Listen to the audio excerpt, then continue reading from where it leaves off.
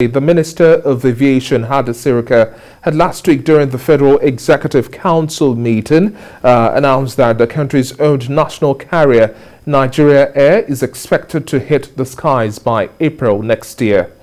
According to the minister, the national carrier will be run by a company in which the Nigerian government will hold a 5% stake, leaving 46% of the stake to Nigerian entrepreneurs, while the remaining 49% would be reserved for yet to be assigned strategic investors and equity partners, including foreign players.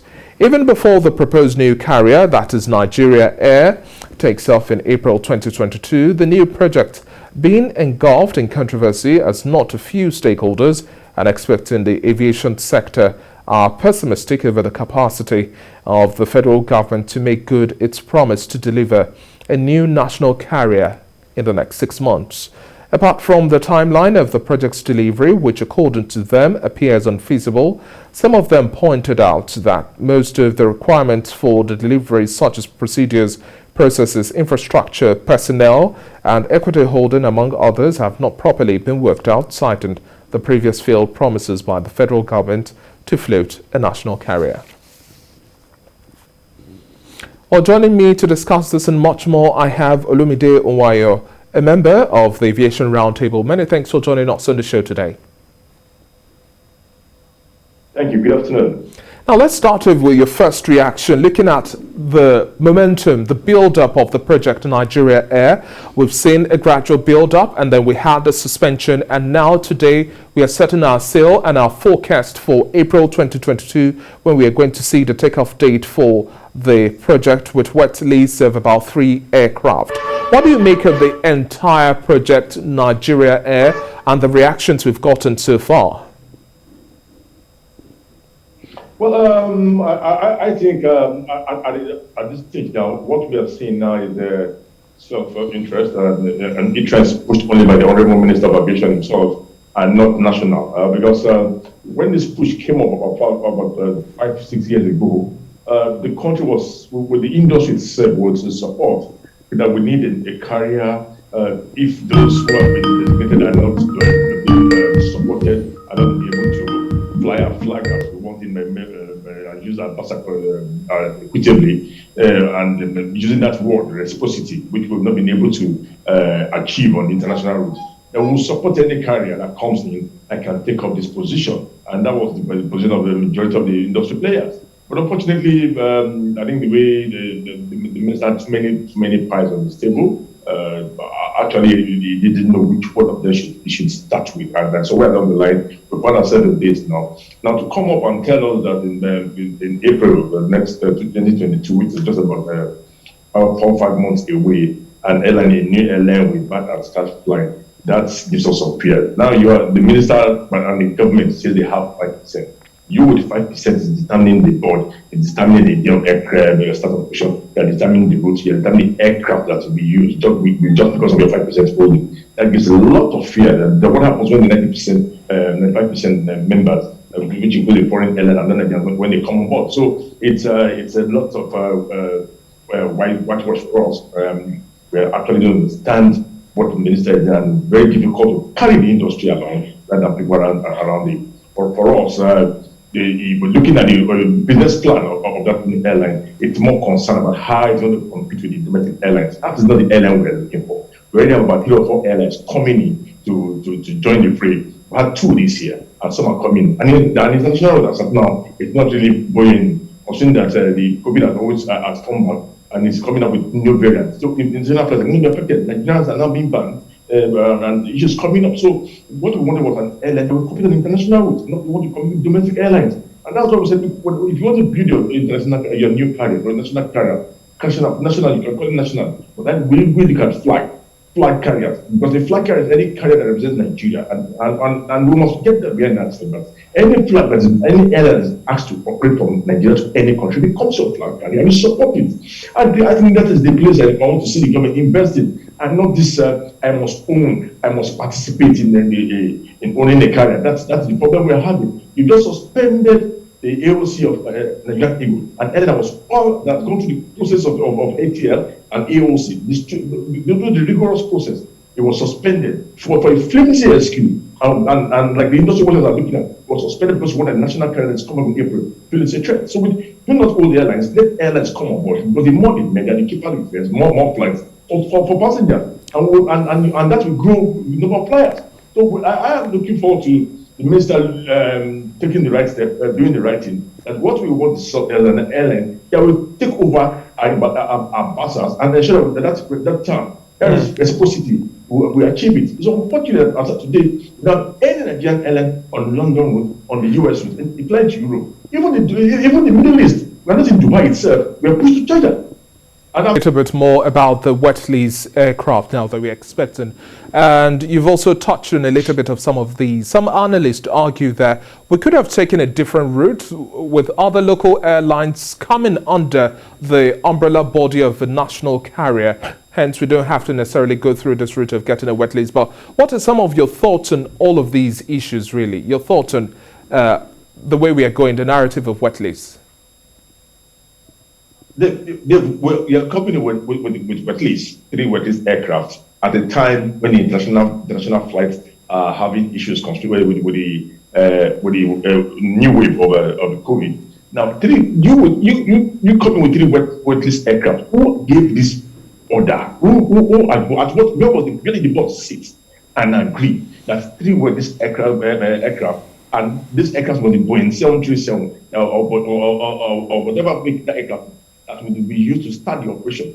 There's nobody in place. All we have so far is the 5% holder pushing and taking decision, and that is very faulty. That's why you're seeing this magical work of having this airline fly by April within 5 months. He was going to do his ATS, he's going to do his AOC, which one is 5 zeros of the AOC in 5 months. And that's what we do. What you're seeing now is that the government is the one pushing it, and not the investors.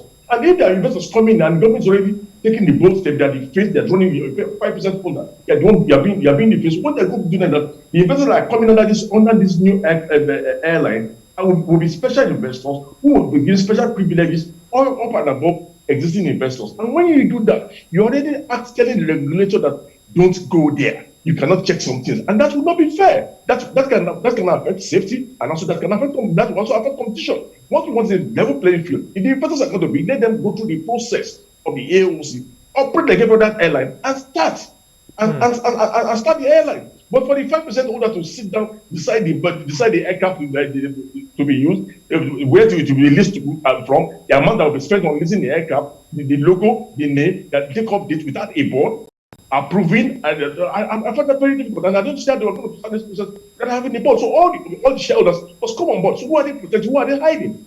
That's the issue we have right now. Personally, I'm not looking forward to the new airline. Rather, I want to see us encourage those on the floor. Release the suspended AOC of the Grand Eagle, allow the other airlines who have applied to start operating. Let's see how government itself can partake in and see how they can bring one of these 2 airlines to become flag carriers and participate in it. Okay, now it's too dangerous to start an international airline at this point. Okay, now I hear your concerns around transparency and looking at the operational efficiency of this national carrier, but it's clear you're not one of those necessarily optimistic about this takeoff date for April next year, looking at the feasibility and timeliness of this project. Now, looking at from training and recruitment of staff to other pertinent issues which you've raised here now, the government still insists, according to the minister, that we have an open bid for management of airlines, as government has opened calls for investors, insisting that the airline would not be run majorly by government, rather would have a major shareholder of private sector. Do you see this really turning the fate around beyond what we have on paper and going by this antecedent that you've made mention of? Well, like I said, let's sit down, let's wait and watch. Yes, the minister says that talks are ongoing. The minister says talks are ongoing. The takeoff is not looking good. The April date is not sacrosanct and shouldn't come from the minister. It should come from the board of the airline after going through all the processes. They've not started anything with the NCA. They've not gone to the 5 rigorous system, and you're sure you will take up in April. How do you want to make that magic? Airlines do all this within 18 months and above. Some spend more than 2 years.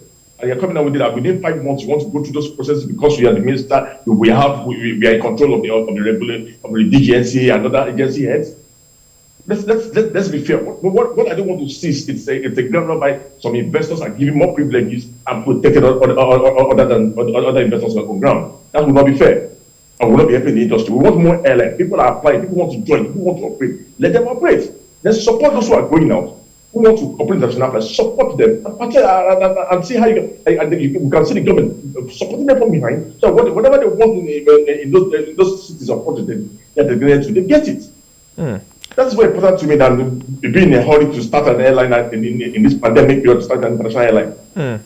And talking about this pandemic period we are in, the COVID-19 is still throwing new curveballs to the aviation sector. We are rethinking, retooling, re-strategizing, and the call for intervention is also another issue here. But taking cues now from existing airlines and other new entrants and their strategies to stay afloat, if we see Project Nigeria Air come to bear April 2022, what are some of the blind spots you expect the management of Nigeria Air to look keenly into? Basically, for me, I think what should be important to them is how they can work with some of the existing carriers to also look at some prospects ahead. We're looking at the maintenance, repair and overhaul facility in sight, as well as part of the highlights from the national carrier coming in come next year. Now, 12,000 hectares of land is expected to be used for this facility, and out of that 12,000, we are looking at it being a free zone where there'll be an MRO facility, a second runway, new terminal building, and various businesses.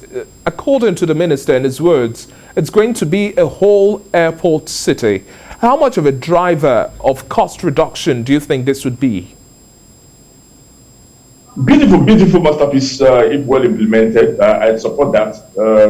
It can work on that, try and get investors with little participation from the government. All they need is just provide an enabling environment and make it very transparent.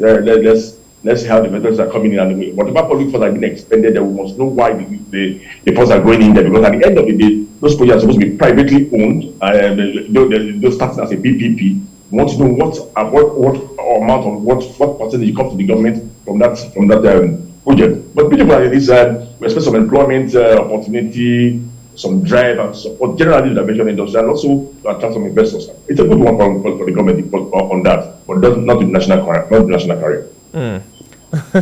Quite an interesting opinion there.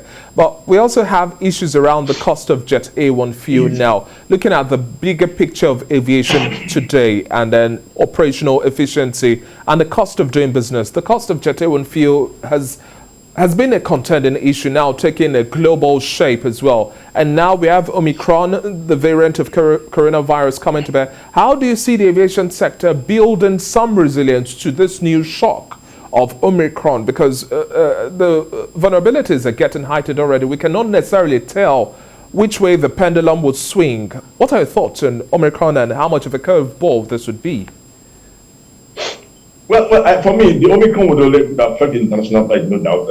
I supported the South African Airways just coming out of reorganization and being on guard for over a year.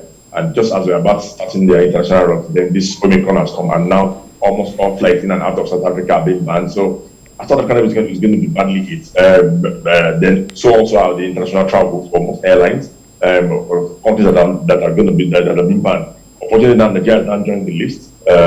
Some countries have included us. Might also supply increase pains on the international. The domestic will continue to be vibrant. The protocols will also still be in place. The West Coast will still be vibrant. But I will not be surprised if we have it very, very bad on the international routes. And I also like the fact that you brought in focus the fact that we have now fresh bans on travelers from Nigeria and other African countries. Take, for example, Canada with its fresh listings. Do you still see a shifting ground in terms of us having testing facilities at the airports, as we've had Emirates highlight, because we've seen extension upon extension from the end of Emirates, and says until we take the COVID-19 seriously, there is no shifting ground. Do you think we're likely going to take more seriously our testing capacity and vaccinations? Yeah, we've already started. The government just reviewed the hours for the PCR test, now 48 hours. before they pass street at the airport and the aviation level. I think for the aviation, we are still doing what is right. We have adjusted to the trend and we are doing well. But unfortunately, like every other country, our international flights will be affected. And what's the worst that might likely happen with this Omicron if we are to play pundit? Sorry? What's the worst, in your own opinion, that might likely happen? What's the worst you see happening to the aviation sector if the Omicron has the same hit we had last year? We might probably go back to what happened last year. That begin to ground aircraft, but I don't think we will get the level of grounding in total. We only probably reduce the frequency and number of travel, the number of passengers on board the aircraft if the number begins to rise, and then we probably will now have to reduce frequencies too, and maybe some aircraft that we put in by airline, because once you reduce the number of passengers that can board, obviously frequencies will also go down. And for those who are also going for smaller aircraft as well, what's your word to them as we're also looking at safety protocol and spacing as well, looking at dealing with the Omicron and other variants? Well timed. Most of the airlines coming in are using smaller aircraft and are taking on routes that didn't exist before. And for those routes that are existing, they are using as when other big carriers are not operating, which is good for us. And I think for the Nigerian market, is the smaller aircraft. More frequencies, you can do more frequencies, more turnaround with the smaller ones, and with that, you're sure of at least meeting with your books. And I want to have profitability here. I support that, and that will help everybody. The more the merrier, the more the frequencies, the lower the fares. Thank you very much for your time on the show today. It's been a pleasure speaking with you, Olumide Odunayo. Thank you for having me.